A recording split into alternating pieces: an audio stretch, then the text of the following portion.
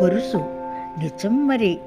అడ్డాల నాడు బిడ్డలు కాని అని అంటే విద్య నేర్వక మాట వినక మారాం చేసిన మందమతి ఉత్తర కుమారుని చరిత వింటూనే విన్నాంగా.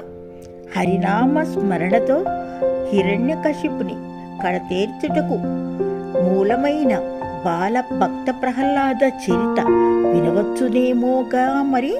వింటూనే ఉన్నాముగా మరి. నాణానికి బొమ్మ పొరుసు ఉండక మానవగా మరి. సెలవు మరి. MPL times channel.